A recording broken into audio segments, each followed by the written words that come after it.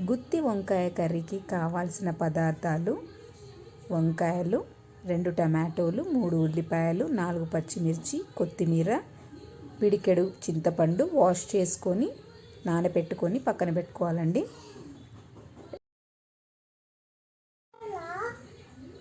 2 spoons నువ్వులు, 1 spoon జీలకర్ర, 1 spoon మిరియాలు, 2 స్పూన్స్ ధనియాలు,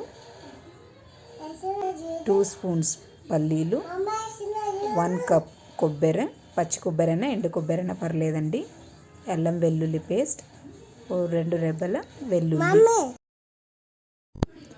ముందుగా ఒక కడాయిలో 2 స్పూన్స్ పల్లీలను వేసుకోవాలి. ఇందులోనే 2 స్పూన్స్ ఆయిల్ యాడ్ చేసి లైట్గా ఫ్రై చేసుకోవాలండి.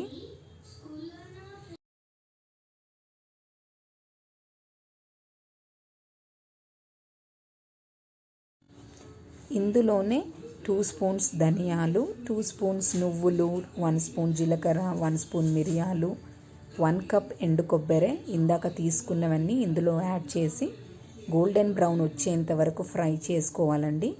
బాగా ఫ్రై అయిన తర్వాత చల్లారిన తర్వాత ఓ మిక్సీ గిన్నెలోకి తీసుకొని గ్రైండ్ చేసుకోవాలి. చూడండి ఇక్కడ నేను ఎలా గ్రైండ్ చేశానో, కొద్దిగా వాటర్ పోసుకొని మెత్తటి పేస్ట్ లాగా చేసుకోవాలి. ఇలా చేసుకొని పక్కన పెట్టుకోవాలండి.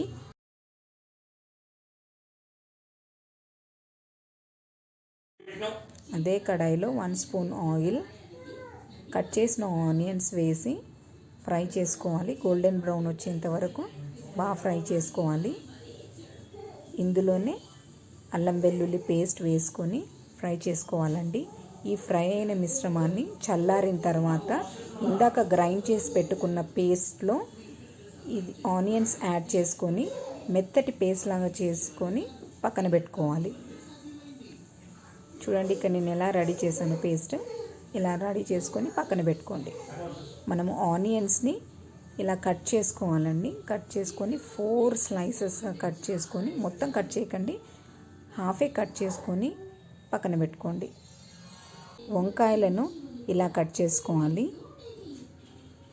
4 స్లైసెస్గా పూర్తిగా కట్ చేయకుండా సగం వరకే కట్ చేసుకొని పక్కన పెట్టుకోవాలి. అదే కడాయిలో ఆయిల్ యాడ్ చేసుకోవాలి.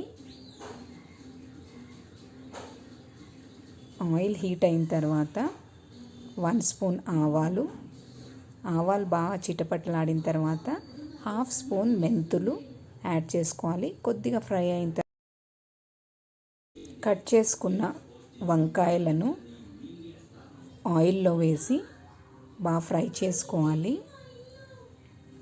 బాగా కలుపుతూ ఫ్రై చేసుకోవాలండి. ఇందులో వెల్లుల్లి రెబ్బలు 10-15 వేసుకోవాలి. వేసుకొని బాగా ఫ్రై చేసుకోండి. చూడండి ఇక్కడ రంగు మారుతుంది. ఇలా ఫ్రై అయిన తర్వాత ఇందులోనే 2 స్పూన్స్ కారం వేసుకున్నాను. కారం మీ టేస్ట్కి సరిపడట్టు వేసుకోండి. ఇందాక మనం గుప్పెడు చింతపండు తీసుకున్నాం కదండి, ఆ చింతపండు రసం ఇందులో పోసుకోవాలి. 1 స్పూన్ పసుపుని యాడ్ చేసుకొని బాగా కలుపుకోవాలి. బాగా కలుపుకున్న తర్వాత సాల్ట్ కూడా యాడ్ చేసుకోండి. మీ టేస్ట్కి సరిపడా సాల్ట్ వేసుకొని టేస్ట్ చూసుకోండి.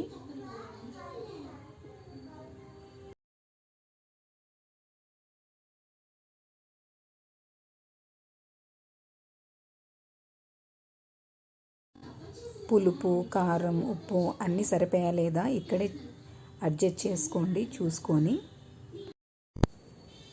వంకాయలు బాగా కుక్ అయ్యేంత వరకు మరిగించుకోవాలి. వంకాయ ఉడికిందా లేదా చెక్ చేసుకుందాము. ఒక నైఫ్ తీసుకొని చెక్ చేసుకోండి ఉడికిందా లేదా అని. చూడండి ఇక్కడ వంకాయ ఉడికిపోయింది మనకు.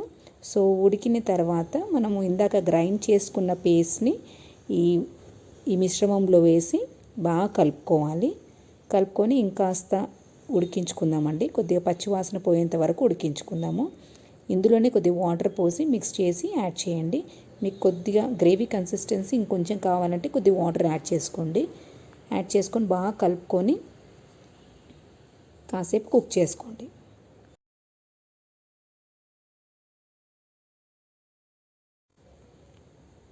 ఈలోపు మనం స్టవ్ పైన వేరే కడాయి పెట్టుకొని అందులో ఆయిల్ యాడ్ చేసి ఇందాక తీసుకున్న 2 టమాటోస్ కట్ చేసుకోవాలి.